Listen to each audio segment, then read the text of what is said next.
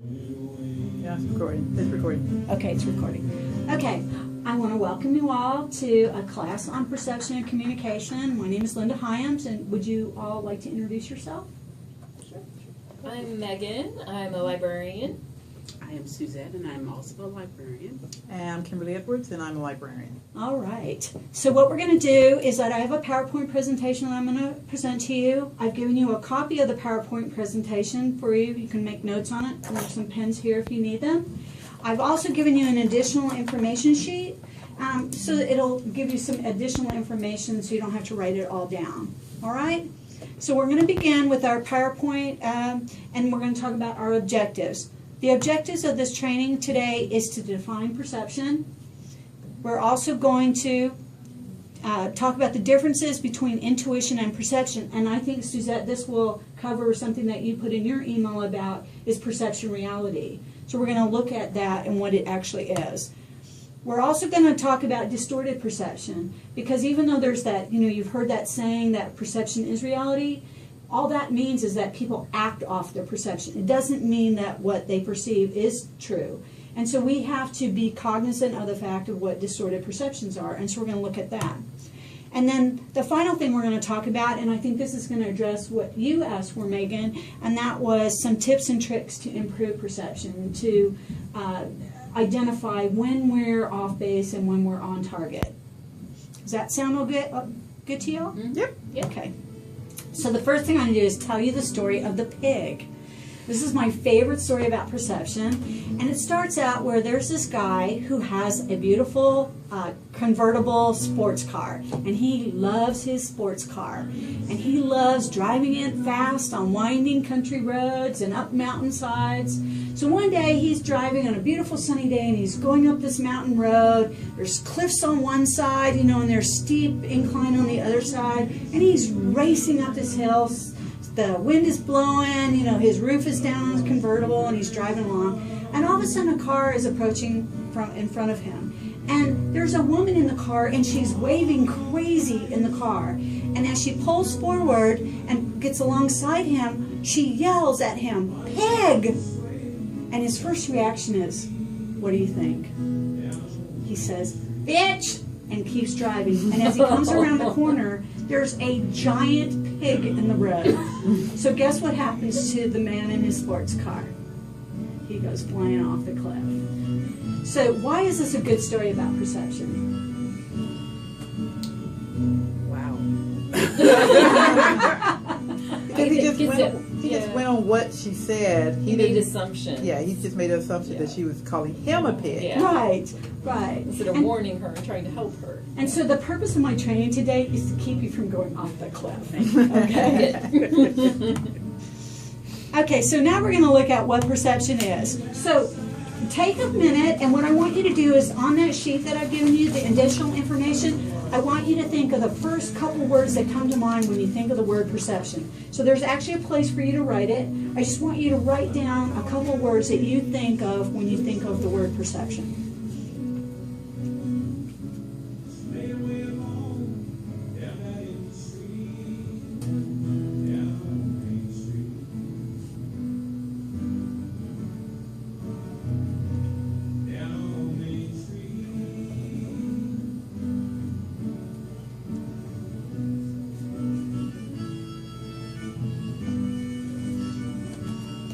Okay, Kim, what did you write? I just put first impressions. It's like an appearance. Like first time you see somebody, that's my perception of what that person. Exactly. And Suzette, what did you write? One's reality or historical, cultural influences. Okay. The experience and assumptions. So we're all on the same track about what perception is. So we're going to talk about what the dictionary definition of perception is. And what I've done is I've given you two definitions here on the sheet, and I took them from dictionary.com, which comes from, their sources are Merriam-Webster and some other things. But I want you to look at the two definitions. I've got one for perception and one for intuition, and you should see something that is they counter each other. And if you look at the definition of perception, I took the ones that are most compatible to our session because it means lots of things. But the active faculty of perceiving, apprehending by means immediate or intuitive recognition or appreciation of moral, psychological or aesthetic qualities, insight, intuition, discernment. Then you look at the definition of what intuition is: direct perception of truth, right? Fact, independent of any reasoning, immediate apprehension, a fact, a truth. So, are they the same thing? No. What's the difference here that you see? I see one as a support, or excuse me, not a support, a connection to the other. They're connected. Like one, well, maybe one is supported by the other. Okay, so do you think perception is supported by intuition, or intuition is supported by perception? I think perception is supported by intuition. That's interesting. Do you all agree with that? I don't know. I think intuition is supported by perception. I think the person looks and sees something, and then they assume, and I think that's where the intuition comes in. Once they perceive somebody to be a certain way. Okay, okay. So let's look at some things, some facts here. So we looked at those definitions. Where do you think perception comes from? So how do you develop that? It's your life experience. Life experience? Yeah, what you learned as you growing up. What I Okay, learned and where do growing you up. learn it from? Like, The environment, whether it's your home environment or just at school, just in the playground when you're growing up, at work. Seeing how other people react. Yeah. Observing how other people react to certain situations. do you think the media plays a role in our Yes. perception? Definitely. Definitely. So it is all of, perception comes from all those things. It can be cultural. We can learn it from our environment. We can learn it from school. We can learn it, and our perceptions change, don't they? Through life experiences, they change, don't they? Why is it important to know how perception affects us or affects our communication? Why do you think that's important to you? Because our perception is not always the reality. Sometimes you make assumptions and you have misunderstandings, and that can lead to all kinds of problems. So don't you think that this is one of those areas where you have to be actively present in communication? Because it's really easy to fall into... You have to ask questions. Yeah. Right. So that you have a clear understanding. Right. Right. So what we're going to do is another exercise. So what I want you to do is put your papers aside. I'm going to give you an exercise. And what I want you to do is you're only going to have like 30 seconds to do this, okay? So when I hand it to you, you have to count how many F's. But I don't want you doing it until everyone's got one on their desk, okay? So I'm going to put it upside down. And then when I say go, turn it over and count the F's. And I will, when I tell you to stop, you have to turn it back over, okay?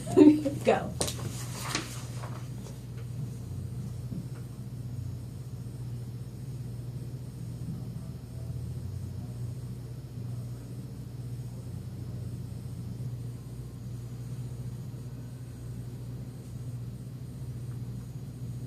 Stop.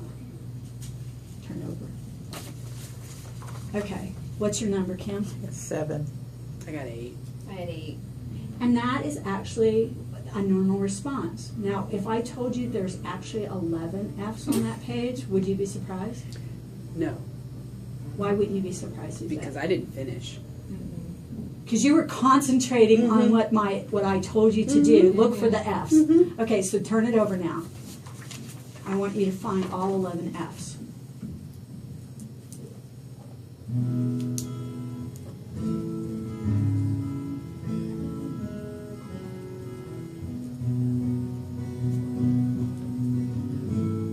You're only supposed to do it there. Look. You said on the paper. I wanted that too. I'm I thought maybe listening it was a what you trick. said. You have to On count the these paper. You two. know what? And that has to do with perception. Exactly. That has to do with perception. That is actually like that definitely demonstrates, because you're looking at from a teaching exercise that there's a trick involved. Well, not so much as a trick. I took you literally. You Right. said on the page. Right. So I Now, took can you you just literally. imagine what that's like in the workplace or with customers when you say something and they take what you say literally? it can like really lead to a lot of miscommunication. Okay, did you find all 11? Yes. I miss all those ofs. And why did you miss them? Do you Because I don't miss even some of think those. about them. Yeah. I don't even think about them they're, as words. they're not really words, Right. but they also don't have an F sound. They No. have a V That's sound. true. So if you are like me, when I read that, I'm actually reading it like in a word, not looking at letters. Mm-hmm. And isn't that why when we are editing papers, they always tell you to read it backwards, so that you're looking at the words and not the meaning? Right. It's all about perception there. But this to me is like the best exercise to demonstrate how what you see is not always reality. There's a lot of things that go on in your mind. So I hope that this demonstrates it eloquently to you all. Okay, so the couple points about the F exercise. I've used this exercise many times when I'm trying to demonstrate to someone when they it's just like we can talk about current events, things that we see on video, or with the police officers, and we talk about Ferguson. What someone's reality is not necessarily the same reality that everyone sees, and how do we bridge that communication when people have such totally different viewpoints? But the F exercise talks about there's a difference between reality and perception. And the impact, this is the most important thing. We are by nature in our brains, we label and categorize things. That helps us learn. That helps to put meaning to things. And when you label and categorize, you don't see things as individuals. And those labels then take on more meaning than they actually should. Right. And we see that all the time. We can talk about the customers in the library, by saying someone's homeless or by saying someone's got mental illness. It puts different boundaries on that person and our perception of them. And so it's important to know that the impact of labels and categories when you're talking about improving your perception. The other thing is first impressions. This is a big thing. The best definition I ever got for the difference between intuition and perception is intuition, you can't explain it. It just is. It's how you feel, but it's not based on any of your senses. It's like a gut. Yeah. Right. But you cannot really explain it. Right. Where a perception, you can say, well, and you can define it based on those categories, the labels, and everything. And so it's important to know that with our first impressions are not always right. It's like the F exercise. You might notice one thing about that person and overlook something that's more important. And perception and intuition. I made a copy of an article, and I just told you what my definition of differences were. But on the sheet of paper that I've given you, I've actually copied. Here's a professor in Nigeria, and I don't know if I don't think he's overly famous, but he writes a lot of papers on neuroscience and the way our brains work. But he's an expert at African divination and spirituality, and I've read some of his papers. But one of the things that he wrote is he wrote this paper, and I've given you the link. This is a PDF that you can get online. And he talks about what the difference is perception and intuition. And although it's very technically written, I think you can get the gist of it. He defines it as perception is the apprehension you have of the world, and it's based on your senses. There's a lot that plays into that. Whereas intuition is the direct apprehension of truth. It's what your mind immediately goes to, but you can't really explain that. It's exactly what I was talking about earlier. And there's a lot of times when you're looking at your intuition, sometimes you're right, but sometimes your intuition gets you into trouble, doesn't it? Because you make some assumptions.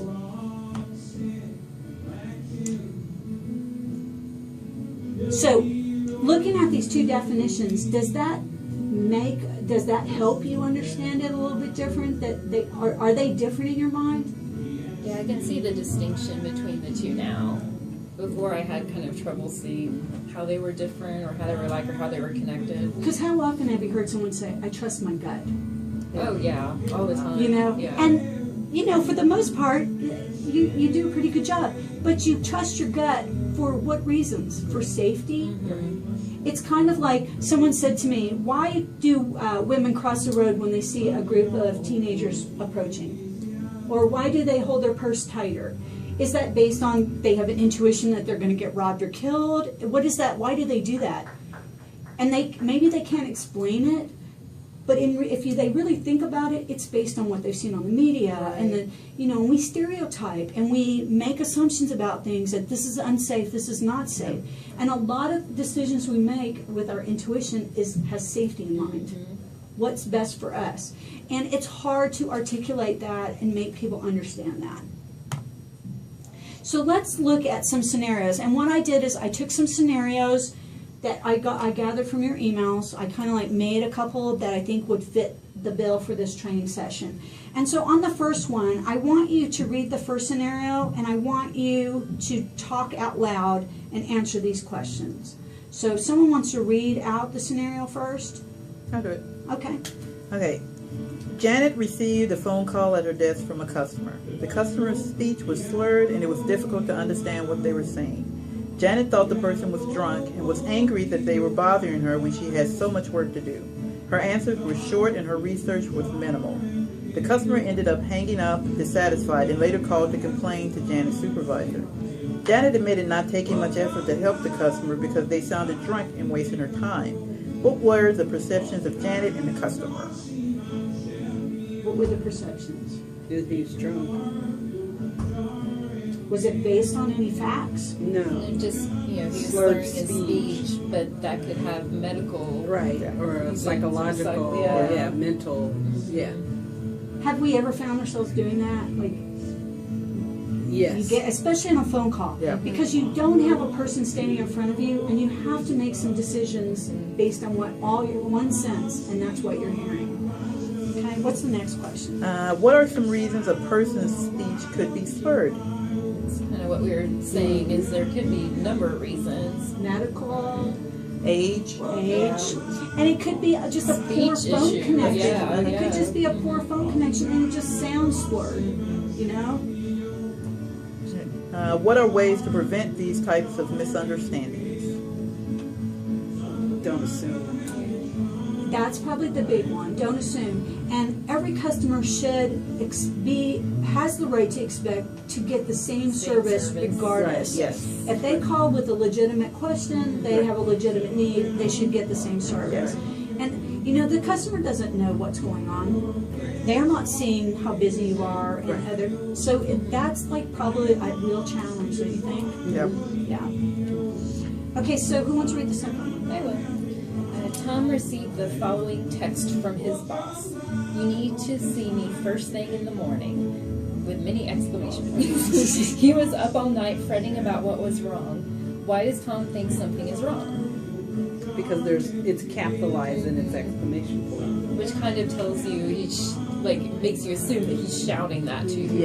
Yeah. So how have you gotten text messages in all caps? Yes. And does the fact that it's a supervisor doing it make it more? Yes. Yeah. Yes. Because, Yes. no, I'm in trouble. Yes. So why do people assume they're in trouble? I mean, we can say the caps and we can say the exclamation point, but don't you think it had based on his past experiences, Oh, yes. or Yeah, maybe absolutely. his relationship with that supervisor? Yes. So it doesn't necessarily mean anything. No. But we all do that. I Yes. know that if I got that, Mhm. and it could be he's saying, guess what? You get a promotion. Yeah, right, exactly. I mean, you just never really You don't know. Okay, and so I bring this one up because Kim brought this up about written. Does written correspondence, like when we get an email from someone, is it easy to misinterpret? Oh, yeah. Oh, Very easy to easy. misinterpret. Very easy. And why is that? So you don't get the social cues. You don't Correct. get the tone of voice, the body language. Yeah, it's like you would notice, it's like if I said some of the stuff, like when I'm teasing someone, and if I Right. said that in the email, they wouldn't know I was teasing them. They would Right. think I was being, this is what she's really saying to me. This is Right. forthright instead of, oh, it's just a little joke. Right. So it's like you can't get any of the tone of the So, voice. You can't so get any of you lose. It's the communication is really very compartmentalized. Yeah. You lose a lot, and so when we do written correspondence, it's so much more important that we take time to really think about that, Correct. Yeah. and also think about who we're sending that message Right, to correct. and how they interpret stuff. Yeah. Yeah. Right. I'm notoriously bad about my email correspondence because I'm a very direct spoken person, and it comes across differently than if I present it as I normally am. And the other thing is, don't you sometimes lose a little bit of the passion or the intensity in written correspondence? Yes. Sometimes it's hard to show someone something's really important, especially when they don't respond to your text Right. messages. What helps with that is if you start the conversation in an email by saying what you want. Like, Right. I want Yes. ... And it Yeah. tends to take the edge off. Right. I really need to talk to you right now. Or not so much want, maybe I need. Right. Yeah. Yeah. Right. You know, because Right. want is more demanding. And even though friends would understand that, somebody who's not so close in that relationship could see it as a demanding person. Correct. So there's so much more in written correspondence that we have to consider to remove those perceptions of how you're communicating. And so one of the things is that email and text messages, there's so many more opportunities for misunderstanding and inferences. And also you kind of lose the inflection. Yeah. I know Yeah. there's an exercise that I did in communication where you say the same sentence 4 different times with different inflection, and it has 4 different meanings. Correct. And so that's something that we have to consider you don't get in written correspondence. Customer conduct, how perception impacts us can also impact the customer and how their conduct is. Our nuances and our behavior are also being perceived by the people around us. So it's not just one-sided, it's a two-way communication. And so you have to be constantly cognizant. It's very difficult to constantly think about how you're being perceived. But when you're working in the public, that's probably one of the most critical factors that we have, so that things don't get miscommunicated. I don't know why it keeps doing that. The perceptions of customer and staff can also influence how they behave. So if someone thinks that you're mean, if someone thinks that you're hard, if someone thinks that you're easygoing or you're too soft, it can influence how they behave. And so it's very tricky trying to understand how to communicate with people. So what are some tricks and tips that we can use? I'm going to give you some, and then I'd like you to share some that you've learned. The most important one that I found is avoid the labels. Stereotypes are part of who we are. We all stereotype. People who say to me, I don't stereotype. There's no way. We stereotype food. We stereotype businesses. We stereotype professions. What's the stereotype of librarians? Yeah. See? Yeah. It's because that's how we organize our brains and organize information. So the most difficult thing, or if we want to improve the perceptions of the people around us in our communication, is avoid putting labels on people. The other thing is, this is the hardest one. Yes. We try to figure out what people mean. Yes. Yeah. Instead of taking them for face value, Right. being literal, we try to figure out what they mean, and we're not good mind readers. No. There's some, and this goes back to your communication that you sent me. Your example is that how you read an email and you took it immediately differently. When you showed it to someone else, you got a whole different viewpoint on it. Yeah. So it's like sometimes don't read so much into information, and I'm probably the worst at doing this. I'm always assuming that I've done something wrong. Assumptions. We assume things. We assume people have motives, or we assume, they can say you can assume positive things about people, but that can also can fall back on us. Right. So that don't make any assumptions, good or bad. Just accept people as they are. And then this goes back to this idea that perception is reality. Perception is only part of what you see. It's only one part. So it can be used, it is reality, but don't base all your actions based solely on that perception. You know, just like don't base all your actions on your intuition, you know, because it can get you into trouble. And remember that perception is subjective, depending on your life experience or what's happened to you. It's biased. And everyone has biases, and we react to things based on those biases. So, here's your chance to tell me some tricks that you have learned to improve your perception or how you see the world around you. When I don't understand, I say that. That's an excellent tip. And take Not on, making assumptions. and I take on the responsibility of I don't understand. I don't put it on. I try not to put it on the other person, and ask them to be patient with me as they're explaining to me. So you're not saying, you're not making any sense. Correct. I put the responsibility on Yeah. me. I don't understand, right? Because I can only be responsible for me. I ask for clarification, you know, ask specific questions that might help me understand what they're looking for. Like I had a customer who came up once and asked for books about guts.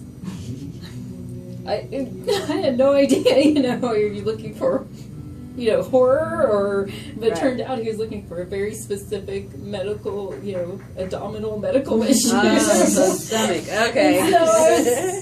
So I just asked him, you know, I didn't Yeah. act like he was crazy. I just asked him some Right, questions, right, you know, right. Reference to book. clarify The that reference interview, yes. Yeah. Mhm. I just treat everybody exactly the same. When if they come up to the desk, I have to, because we have too many different types of people that come up there, whether it's little kids, whether it's an old person. If I treat them all pretty much, give them all the same kind of service, I'm going to look this up for you, even if I don't understand it myself. You know, I'm going to try to find it for you. That's the best thing. When it comes to stuff like email, I've come to the conclusion that I have to go through and read it. Correct. Yeah. If I read it and I don't get any problems in it, and it's straightforward, this is what I'm trying to say, I hope everybody understands it, then I figured that majority of the people will get it. You know, I can't just like type this up and send it off. I got to type it up, read it, make sure it's understandable, and Some then of send it my out. coworkers and I will even say, "Hey, would you mind reading this?" for Yeah. me?" And especially Yeah. depending on who the audience is targeted Yes. at. Yeah. Yeah. You know, because you do learn how different people Might are. react. Well, different people have like very sensitive perceptions of things. So you learn that with that person, you have to do a little bit. You got to be more actively involved in the communication to prevent misunderstandings. It's hard work. It's Yes. hard work to work on improving our perceptions. So we just did a little quick. I always call this a little quick training session. We defined perception. We talked about the difference between understanding perception and intuition, that they're not quite the same thing. What is intuition? I always want It's to kind say of like your gut feeling. It's Yeah. like Yeah. that. It's It's not, instant. you can't explain it. That's the It's not best through thing. your senses. Right. And perception is based on? What your senses and what your past experiences Experiences. are. Right. So it's more than just that gut feeling. It's a combination of that. And then we talked about ways to prevent the perception distortion. It's like perception, you know, we talked about it being that for some people perception is the reality, but it's only part of what the reality is. It's just one aspect of reality. So do you feel like you learned something new today? Most definitely. Yeah, absolutely. And the information I provided you, it's for yours to take, and I hope that you share it with other people. And I want to thank you for attending our training session. Thank you so Thank much. you very much. And it's my only reference. The other one I cited. How's that? Thank you. Sounds Okay. Thank you. Thanks, Doc. Absolutely.